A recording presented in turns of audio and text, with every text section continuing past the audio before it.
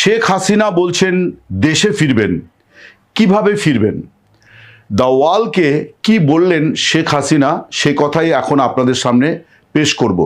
শেখ হাসিনা ঘোষণা করেছেন যে তিনি মাথা উঁচু করে দেশে ফিরবেন। এবার এই ঘটনা নিয়ে নানান রকম তার এই ঘোষণা নিয়ে বাংলাদেশের রাজনীতি উত্তাল। এই ঈদের আবহের মধ্যেও বাংলাদেশের সংবাদ মাধ্যমে, সমাজ মাধ্যমে তুমুল আলোচনা চলছে, তোলপাড় চলছে রীতিমতো যে শেখ হাসিনা এই যে ঘোষণাটি দিয়েছেন এটা কিভাবে সম্ভব, এই আলোচনাও কিন্তু এখন প্রবলভাবে হচ্ছে এবং এটা ভারতীয় মিডিয়াতেও এই নিয়ে আলাপ আলোচনা আছে। আমি শেখ হাসিনাকে এই বিষয়ে প্রশ্ন করেছিলাম যে আপনি কিভাবে দেশে ফিরবেন। তার কারণ যে বিষয়টা খুব প্রাসঙ্গিক সেটি হচ্ছে যে তার মৃত্যুদণ্ডের সাজা হয়েছে এবং তারকে প্রত্যর্পণ চেয়েছে বাংলাদেশ সরকার। প্রত্যর্পণ হচ্ছে আইনি প্রক্রিয়া, অর্থাৎ ভারত সরকার তাকে হস্তান্তর করবে কি করবে না সেটা একটা দীর্ঘ প্রক্রিয়ার বিষয় এবং এখনো পর্যন্ত যা ভারত সরকারের অবস্থান তাতে শেখ হাসিনাকে বাংলাদেশের হাতে ফিরিয়ে দেওয়া এই সম্ভাবনা প্রায় নেই বললেই চলে। তাহলে শেখ হাসিনা কিভাবে ফিরবেন, আমি খুব স্পেসিফিক এই বিষয়টি তার কাছে জানতে চেয়েছিলাম। তিনি যে কথা বলেছেন আমি সেটাই আপনাদের কাছে জানাই যে তিনি এটা মনে করছেন যে বাংলাদেশে যে পরিস্থিতি আগামী কয়েক মাসের মধ্যে তৈরি হবে সেটাকে বলা হচ্ছে, আওয়ামী লীগ বলছে যে সেটা একটা গণজোয়ার এবং আওয়ামী লীগের একজন নেতা আমাকে বলেছেন যে সেটাই হবে বাংলাদেশের প্রকৃত গণ অভ্যুত্থান।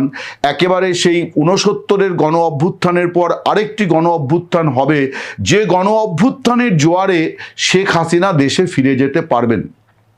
তার মানে শেখ হাসিনা খানিকটা অনেকটা আশাবাদী যে তার দল এখন এমন একটা জায়গায় পৌঁছেছে, তাদের প্রস্তুতি এমন একটা জায়গায় পৌঁছেছে যে তারা মাঠে ময়দানে নেমে এমন একটা পরিস্থিতি বাংলাদেশে তৈরি করতে পারবেন যে পরিস্থিতিতে বাংলাদেশ সরকার অর্থাৎ বিএনপি সরকার তারা বাধ্য হবে যে শেখ হাসিনাকে তার দেশে ফেরার অনুমতি দিতে বা তারা উপযুক্ত ব্যবস্থা করে দেবে। শেখ হাসিনা ইতিমধ্যে বলেওছেন যে তাকে বিমান পাঠানো হোক, তার কারণ তিনি পালিয়ে আসেননি, তাকে বাংলাদেশ বিমান বাহিনীর বিমান দিল্লিতে পৌঁছে দিয়ে গেছে, ফলে ওই রকম একটি বিমান তাকে পাঠানো হোক, তিনি সেই বিমানে করে সরাসরি ঢাকায় গিয়ে অবতরণ করবেন। তারপর তিনি তার জেল বা সেই বিচার প্রক্রিয়া শেষে যদি ফাঁসি হয় সেগুলি সবই তিনি মেনে নেবেন। তাহলে প্রথম কথা তিনি যেটা বলেছেন যে ফিরবেন, এই ফিরবেন কথাটি থেকে যে প্রশ্নটি বারে বারে আসছে যে কিভাবে ফিরবেন, আমি এটা নিয়ে আওয়ামী লীগের নানা স্তরের নেতা কর্মীর সঙ্গে কথা বলেছি এবং স্বয়ং শেখ হাসিনা আমাকে যা বলেছেন, শেখ হাসিনার বক্তব্য যে বাংলাদেশে আওয়ামী লীগ এমন একটা রাজনৈতিক পরিস্থিতির মধ্যে এখন আছে যেটা দিয়ে আওয়ামী লীগের শক্তিকে বিচার করলে ভুল হবে। তিনি বলছেন যে একটা রাষ্ট্রীয় নিপীড়ন নির্যাতনের মধ্যে আওয়ামী লীগ আছে, কিন্তু আওয়ামী লীগের সমর্থনের বেস অনেক বেড়ে গিয়েছে অতীতের তুলনায়। তিনি নানান সূত্র থেকে সেই খবরটি পেয়েছেন এবং একই সঙ্গে তিনি বলছেন যে এই প্রতিকূল পরিস্থিতির মধ্যেও বাংলাদেশে একটি নতুন নেতৃত্ব আওয়ামী লীগের তৈরি হয়েছে, যারা আগামী দিনে দলকে সঠিকভাবে পরিচালনা করার ব্যাপারে অত্যন্ত দক্ষ একটি বাহিনী তারা তৈরি হয়েছে। শেখ হাসিনাকে এই ব্যাপারে তার দল বিরাট বড় কৃতিত্ব দিচ্ছে। আমি ইতিপূর্বে একাধিক ভিডিওতে আমি আলোচনা করেছিলাম যে ভারতে অবস্থান করে শেখ হাসিনা কিভাবে তার দেশে তার দলের পুনর্জাগরণ তিনি করছেন কিভাবে, এবং এই কাজটি তিনি অনেকগুলি উপায়ে করছেন। তার মধ্যে একটি তো হচ্ছে যে দায়মুক্তি অনুষ্ঠান, যেটা বাংলাদেশের ফেসবুকে প্রতি শনিবার প্রচারিত হয়, যেখানে তিনি এই গণ অভ্যুত্থানের আগে পরে এবং এখনও যারা নির্যাতিত নিপীড়িত আওয়ামী লীগের নেতা কর্মী সমর্থক তাদের সঙ্গে এবং যারা মারা গিয়েছেন তাদের পরিবারের সঙ্গে তিনি নিয়মিত কথা বলছেন, তাদের আশ্বাস দিচ্ছেন, সহযোগিতার আশ্বাস দিচ্ছেন। অনেকের ক্ষেত্রেই তিনি নানা রকম সুযোগ সুবিধার ব্যবস্থা করে দিচ্ছেন, সবটাই মানে টেলিফোনে কথা বলে এবং অন্যান্য উপায়ে তিনি করে দিচ্ছেন। এর বাইরেও আওয়ামী লীগের একাধিক হোয়াটসঅ্যাপ, সিগন্যাল, টেলিগ্রাফ গ্রুপ, সেই গ্রুপের মারফত তিনি হাজার হাজার কর্মী সমর্থকের সঙ্গে এই গত 22 মাসে একাধিকবার কথা বলে একেবারে শিখর থেকে তৃণমূল স্তর পর্যন্ত, অর্থাৎ শীর্ষে অবস্থান করছেন যিনি শেখ হাসিনা, দলের সভাপতি, 45 বছরের সভাপতি এবং 5 বারের সাবেক প্রধানমন্ত্রী, 2 বারের সাবেক বিরোধী দলনেত্রী, তিনি কিন্তু তার এই যে মানে দল এবং অন্যান্য যে মানে অবস্থান, সেই জায়গা থেকে একেবারে তৃণমূল স্তরে পৌঁছে গিয়েছেন এবং সরাসরি তিনি সাধারণ কর্মী সমর্থকদের সঙ্গে কথা বলে এমন একটা পরিস্থিতি তৈরি করেছেন যে যখন তিনি দেশে ফেরার চূড়ান্ত দিনক্ষণ ঘোষণা করবেন, আওয়ামী লীগ নেতৃত্ব তারা আশাবাদী যে সেই সময় হাজার হাজার মানুষ তারা পথে নামবেন তাদের নেত্রীকে দেশে স্বাগত জানাতে, এবং সেই পরিস্থিতি বিএনপি সরকার মোকাবিলা করতে পারবে না। এই ব্যাপারটা আওয়ামী লীগের বোঝাপড়ার মধ্যে আছে, তার কারণ তারা মনে করছে যে মাত্র 3 মাস মানে 100 দিন পেরোনো সরকার সম্পর্কে বাংলাদেশের মানুষের মোহভঙ্গ হয়েছে এবং সরকারের কাছ থেকে তারা যা প্রত্যাশা করেছিলেন সেই প্রত্যাশা মতো সরকার চলছে না। ফলে মানুষের মধ্যে ক্ষোভ বিক্ষোভ চরম আকার নিয়েছে। তার কারণ মানুষ অন্তর্বর্তী সরকারটাকে এক প্রকার মুখ বুজেছিল যে এই সরকারটি ক্ষণস্থায়ী, এরা চলে যাবে। মানুষ অপেক্ষা করছিল নির্বাচিত সরকার আসবে এবং নির্বাচিত সরকার মানুষের প্রত্যাশাগুলিকে যথাযথভাবে পূরণ করবে, অ্যাড্রেস করবে।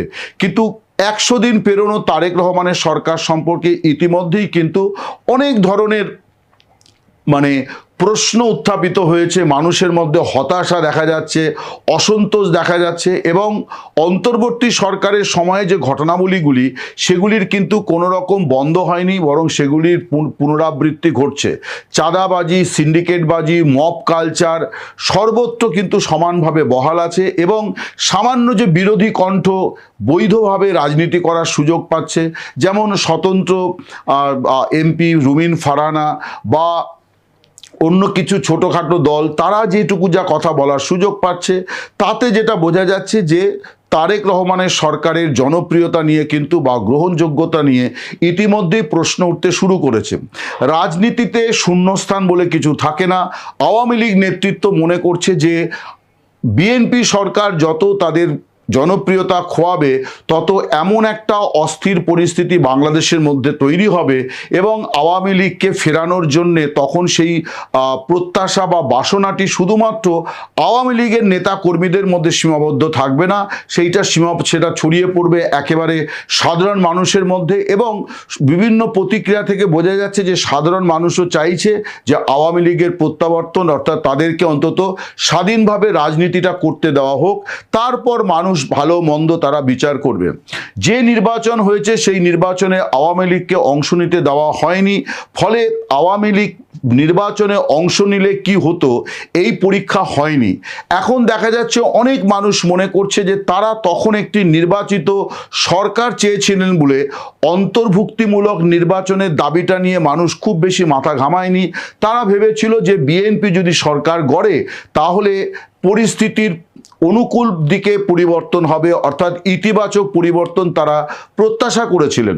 কিন্তু এখন মানুষের মধ্যে অনেক বেশি হতাশা কাজ করছে যে একে তো নির্বাচনটি হয়েছে এক পেশে আওয়ামী লীগের মতন একটি বৃহৎ দল এবং যে দল বাংলাদেশের স্বাধীনতা বা মুক্তির সঙ্গে যে দলের অঙ্গাঙ্গিভাবে জড়িত বা যারা প্রধান সংগঠক দল, সেই সংগঠক দলকে বাদ দিয়ে নির্বাচনটি হয়েছে এবং সেই নির্বাচনের মধ্য দিয়ে যে সরকার প্রতিষ্ঠা পেয়েছে সেই প্রতিষ্ঠিত সরকার জনগণের আকাঙ্ক্ষা বাসনা পূরণ করতে পারছে না।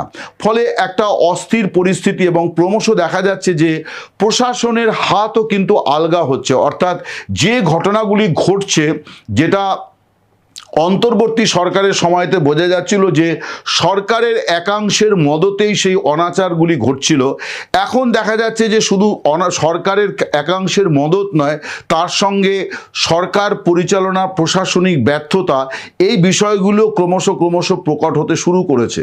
এই পরিস্থিতিতে শেখ হাসিনা মনে করছেন যে তিনি গত 22 মাস ধরে যেভাবে দলে জনসংযোগ করেছেন, যেভাবে তিনি একেবারে তৃণমূল স্তর অর্থাৎ ওয়ার্ড স্তর, উপজেলা স্তরের নেতা কর্মী সমর্থকদের সঙ্গে কথা বলেছেন, অনেক সময় তিনি নিজেই ফোন করে কথা বলেছেন। এই যে এক্সারসাইজটা তিনি চালিয়েছেন, যেটা প্রধানমন্ত্রী থাকাকালীন তার পক্ষে একেবারেই সম্ভব হয়নি, এখন এই প্রতিকূল পরিস্থিতির মধ্যে তিনি সেই কাজটি করেছেন, অবশ্যই ভার্চুয়াল মারফত এবং একটা প্রযুক্তির সুবিধা নিয়ে।